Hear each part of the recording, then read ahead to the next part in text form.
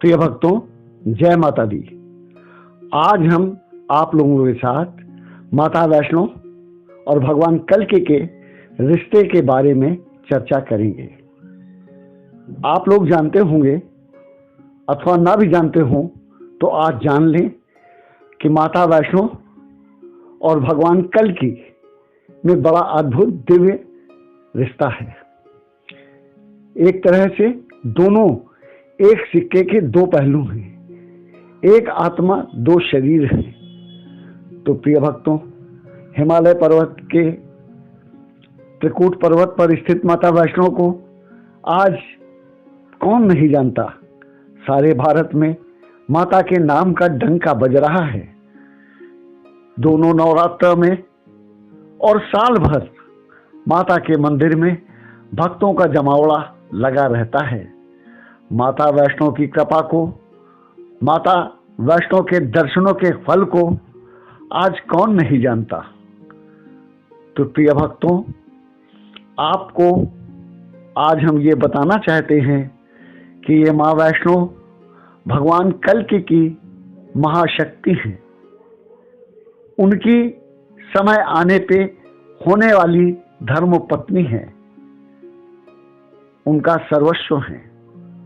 उन्हीं की आज्ञा से आज त्रिकूट पर्वत की पावन गुफा में माता जन कल्याण के लिए, कलयुग पर नियंत्रण के लिए, भक्तों के उद्धार के लिए, धर्म की रक्षा के लिए, अधर्म के विकास को रोकने के लिए कार्यरत हैं। प्रत्यक्ष रूप से वो तीन पिंडियों के रूप में दर्शन देती हैं, जो क्रमशः माता महाकाली, माता महालक्ष्मी और माता महासरस्वती का प्रतीक हैं। प्रिय भक्तों, माँ वैष्णो इन तीनों के अंश से उत्पन्न इन तीनों का स्वरूप अथवा भगवती नारायणी है, माता दुर्गा है। हे प्रिय भक्तों, हमने पहले भी ये बात कही थी कि भगवान कल्कि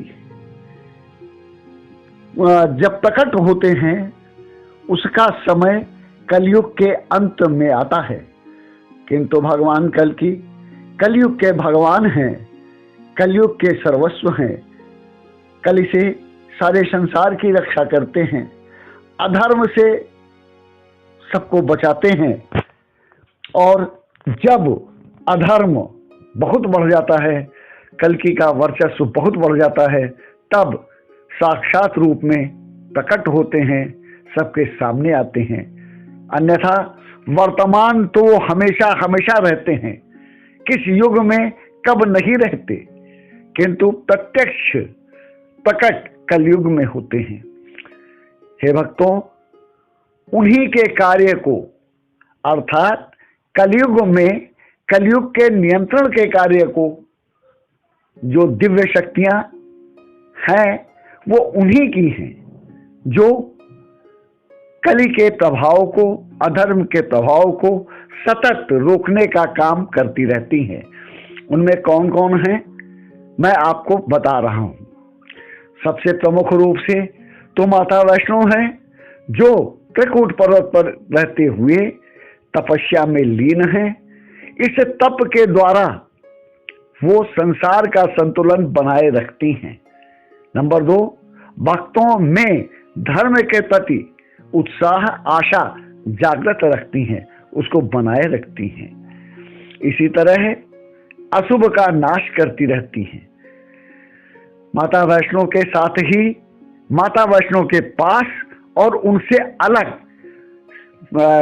राम भक्त हनुमान उपस्थित रहते हैं और भगवान कल्कि के इसी कार्य को करने में निरत हैं। इसी के साथ बद्रिका आश्रम में नर नारायण रूप से बैठे वे धर्म अधर्म के संतुलन के लिए, धर्म की रक्षा के लिए सदैव तपस्यारत हैं। इस तरह प्रिय भक्तों, आप ये समझ लें कि माता वैष्णो और भगवान कल्कि दो नहीं एक हैं। आप स्वयं भारतीय धर्म शास्त्रों के रहस्य को जाने और समझें। माता शक्ति है, भगवान शक्तिमान है। शक्ति और शक्तिमान में भेद नहीं होता। जहां माता है, प्रभु प्रकट नहीं है, वहां माता के साथ प्रभु अप्रकट रूप में विराजमान है। जहां प्रभु अकेले हैं, वहां उनके अंदर, उनके हृदय में माता विराजमान है। ये दोनों ना कभी अलग हुए ना हो सकते हैं। जैसे सूर्य से उसका प्रकाश, चंद्र से उसकी चांदनी, जल से उसकी शीतलता कभी दूर नहीं होती, उसी तरह माँ और भगवती माँ और भगवान सदैव साथ रहते हैं, कभी अलग नहीं होते, किंतु वो अलग अलग प्रतीत होते हैं। तो अंत में मैं फिर से भगवान कल्कि और माता वैष्णो के रिश्ते के बारे में बता रहा हूँ। ये माता वैष्णो भगवान कल्कि की शक्ति है। जब वो प्रकट होंगे तो पत्नी के रूप में वो इन्हें ग्रहण करेंगे, इसके लिए वो वचनबद्ध हैं। अब भक्तों, हम आपसे विदा लेते हैं। आगे की चर्चा अगले भाग में करेंगे। धन्यवाद।